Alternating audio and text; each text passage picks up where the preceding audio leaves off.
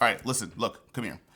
Y'all are dramatic. And what I mean by that is that I originally had a video about the Sony FX6 and the Sony FX30, and the fact that they're not two opposing sides of the same coin, but they're two members of the same team. A lot of you guys asked if the Sony FX6 is worth it over the Sony FX30, despite the fact that it does have a lot of high quality capabilities and features. And I'm actually going to explain in 6 different jobs specifically why the Sony FX6 was a better decision than something that was a little bit smaller like the Sony FX30. Now, the first thing that we're going to talk about is going to be image quality.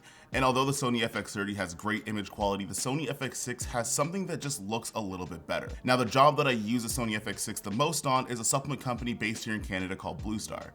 And to be honest, I've been working with them from documentary projects, I've been doing a lot of stuff on their YouTube channel, and even making social content while using the Sony FX6 as my main camera body. Now, when working with a fitness company that also owns their own gym, having bokeh to actually blur out things like other members that might be in the gym or other details that might be a little bit distracting is incredibly important, and actually is a little bit better on a full frame sensor versus something that's Super 35. Oftentimes I don't really tell them what camera I'm going to be using when I'm delivering footage, and because we shoot so much, it's really hard to distinguish which camera is which. However, when picking some of the footage that they like the best, they've always picked the Sony FX6 for reasons that can't really be described. I think it's just how the sensor renders an image, even though it's the same as the A7S III and FX3. However, if they're picking that image as the best one that they like, and obviously they're paying the budget for me to shoot, I have no complaints and I have no problems, and I have no problem shooting that footage all day long. Now, the second feature and the second job is going to be the shooting modes between the Sony FX6 and the Sony FX30. Now, both cameras can shoot in 24, 60, and 120 frames a second, and even 240 frames a second at HD, although I still don't know exactly the reason why you would want to use that. However, the job that I was on, which made me pick the Sony FX6 versus the Sony FX30, is actually going to be its 4K 120 frames a second. Now, to be fair, the Sony FX30 was announced about a week after I actually did this shoot,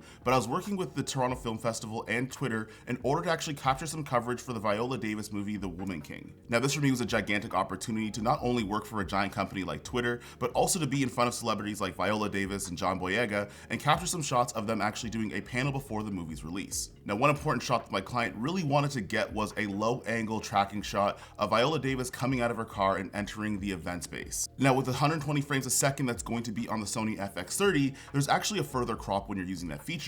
And unless you're going to be using denoising and you're going to have a ton of light in your image, it doesn't look the best. If anything, it actually kind of doesn't look great at all. And the Sony FX6 is able to not only shoot in 4K full frame, but with a very minimal crop, it still has a very clean image coming out of it while shooting in that mode, which means I can get the shot that I need, and that was the most important shot that I needed for this client project, and it was also their favorite, which not only justified me getting the camera at the same time, but now that client knows that I can execute on the vision that they need, and they actually might hire me for future gigs. Now, the third job and the third feature as to why I picked the Sony FX6 versus the Sony FX30 is actually going to be its low light and dual native ISO. Now, I actually have 2 different videos about the Sony FX30 and the Sony FX6 in terms of its low light performance.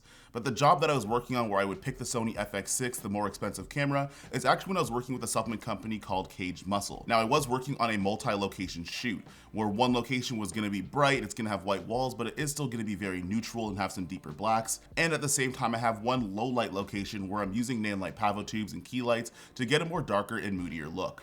Now, the Sony FX30 does hold up pretty decently in terms of its low light, but with the dual native ISO on the Sony FX6 being 12,800 and 800, and the Sony FX30 only going to 2,500, on top of that smaller sensor, you would have to use a lot more denoising features in order to get a really clean image. Now, when working in low light scenarios, if you have the ability to use a full frame camera or something that's going to be in low light, you're probably better off using that. The Sony FX30 is great, but I'm not here to tell you that Super 35 is going to have a better low light performance than using something that's full frame. So picking the Sony FX6 for this project made a lot more sense when choosing between these 2 cameras. On top of that, this was some of my favorite cinematography, and I really like the low light setup that I have with the Nanlite Pavo tubes using haze and using key lights to create a dark and moody look, especially for my fitness commercials. So this is just for more jobs in general, but if you haven't noticed, I shoot a lot of fitness content. I shoot a lot of things like in the gym, CrossFit, dance, anything that has to do with kinetic movement is something that lives in my wheelhouse in terms of my cinematography. And having a camera with great dynamic range is going to be incredibly important because oftentimes with that run and gun shooting style, you don't really know where you're gonna end up. You might not have the chance to control your lights at every situation, so exposing for your windows and adding light in might not be something that's always available to you. And having that extra stop of dynamic range is actually going to help you out in terms of making sure you could bridge over that gap. And on the Sony FX6, you're gonna get one more stop of dynamic range versus the Sony FX30. Now, to be honest, in a lot of practical tests that I've tried to do because I like practical testing instead of going into a lab, is the fact that I actually don't notice a gigantic difference in terms of being able to expose for highlights out of this camera. However, if on paper it is going to be one stop higher and there is a little bit of lab testing to prove that, that just means that if I am in a situation where I do need just a little bit more dynamic range, even though I haven't experienced it yet, it's going to be there, at least more so than using a smaller camera. All right, so if you also haven't caught on to it by now, I'm also a creator that lives in Toronto, pretty much like the rest of YouTube. However, if you do live in Toronto and you're a creator, you probably have worked with somebody that is in the Toronto space from a sports team or an entertainment or some figure that's Canadian that just so happens to live here. And that is no different for this particular job. Now, I was working with a gaming company in collaboration with Samsung, and also one of the Toronto Raptors and Fred VanVleet was actually there for this entire shoot. Now, this was a kind of last minute call because I did get a DM a day and a half before the shoot, and I was only asked 2 questions. 1, what my rate was, and 2 is, does my camera have timecode and built-in NDs? Which is the first time that's actually ever happened to me. The reason why is because this set actually used another sound guy, and having mirrorless cameras nowadays, it's kind of hard to get timecode into your camera. Now, the Sony FX30 does have the ability to get timecode in it, but you have to get a special cable in order to do so. But the Sony FX6 you can connect by traditional means, which most audio guys already have. Now, a lot of people would tell you that gear doesn't matter, but when you're working at the professional level, there's certain features and certain custom things that people look for in your camera in order for you to actually execute on a job. And having things like built-in NDs and the ability to have timecode built into the camera is something that the FX6 not only has versus the FX30, but in a literal way, it actually helped me make a bunch of money that month. And the last job I'm going to talk about, and this is something that's going to come to an unfortunate reality, but client perception in terms of the camera gear that you're using is going to matter at the upper levels of things. Now, as somebody that shoots a lot of fitness and sports stuff, working with a company like Gymshark is something that might be on a lot of creators' bucket lists. And last year, I actually got flown out to LA from the UK team in order to shoot a commercial campaign for Steve Cook and the new line that he had. Now, to be honest, using a smaller camera probably would have been just fine. However, Gymshark's a billion-dollar athleisure company. It's right up there with some of the biggest brands, and you could have brought a smaller camera like the Sony FX30 and it probably would have held up fine, but just for me and my taste, it probably wasn't gonna work out. I wanted to bring a bigger camera with a bigger setup because I not only wanted to be able to have all the rigging opportunities and the flexibility, but also the experience on set as well. I quickly found out while I was on set that both VPs of brand for the UK and North America were also on the shoot as well. So honestly, your boy had to show out. So bringing the bigger cinema camera, bringing the bigger setup made a lot of sense, especially when you're working with a company that's worth over $1 billion. Sometimes the smaller cameras, even though it creates high quality content, just isn't enough. And to be honest, those clients are paying for it. So being able to bring the more expensive stuff, the higher quality gear is something that you might want to look into. Now, those jobs are just examples of why I would pick a more expensive camera in the Sony FX6 versus the Sony FX30. Now, something these cameras do share is their versatility. Now, the Sony FX6 does have that top handle issue that nobody really likes. However, you can still customize your Sony FX6 and your FX30 rig builds to fit whatever the needs that you have. And that's something that you're gonna learn in future videos because I have a lot of them. Now, if there is one more reason why I like the Sony FX6 versus the Sony FX30 is the fact that I could just opt for full frame lenses and full frame glass, and I don't have to worry about doing any calculations for the crop factor of the sensor. Now, crop sensor lenses and Super 35 lenses are going to be a little bit cheaper, but when you're working professionally, honestly, you're gonna make a little bit more money. So being able to afford the price gap between 2 sets of lenses might be a little bit easier, especially if you're getting paid for this stuff. So honestly, I opt for full frame glass because it's going to work on my full frame camera. And on top of that, if I do have my Sony FX30, which I'm gonna have as a B cam, I can still use it on there, and I just have to do a 1.5 calculation in order to make sure I get the proper field of view. And speaking of which, this is exactly why I have the Sony FX30 and the Sony FX6 in my kit as an A and a B camera.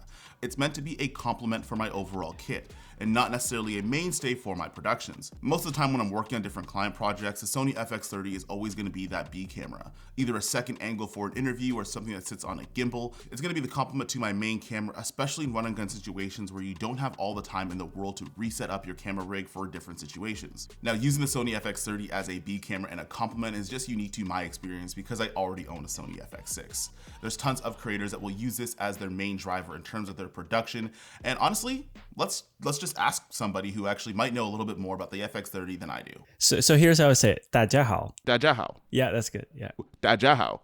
That is so good. Yeah. All right, so unless you live under a rock, you guys have probably already heard of Victor and his channel.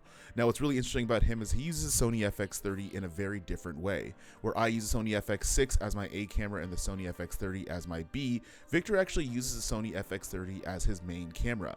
And all of it revolves around digital minimalism and actually carrying a smaller kit because he travels so much and he has to be on the go at all times. Make sure you guys check out his channel, but here are some of his thoughts about the Sony FX30. My thing is, like, I travel a lot, so I really want to get my kit really minimalist, right? So everything should be like intentional. Like I have one microphone, I have one camera or two cameras, depends on the shoot, and I just wanted to get the smallest body that I can have that still packs a punch. So to me, there's two cameras. That's either this A7 IV if I need to do videos, and the FX30.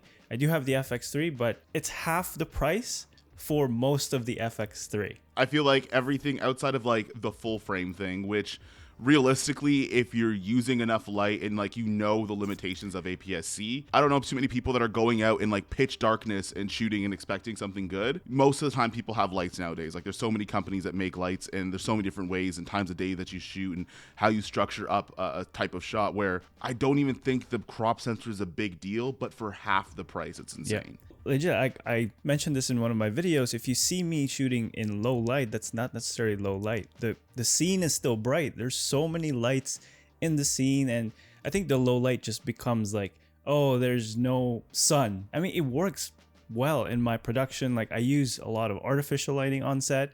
It has to be bright as well because I mostly shoot beauty. The Super 35 center APS-C sensor is like the standard for controlled sets. And I don't have any issues with the FX30, and that the reason why, again, is I travel a lot. Everything that it needs to do is there. That's coming from the FX3, and then the FX30 came out, and then now I'm realizing that if the FX30 came out before the FX3, I would have two FX30s instead of one FX3. But yeah, dude, thank you so much for having me on this channel, making the collaboration happen. Like I'm only in Toronto for a week, and we made it last minute, so thanks.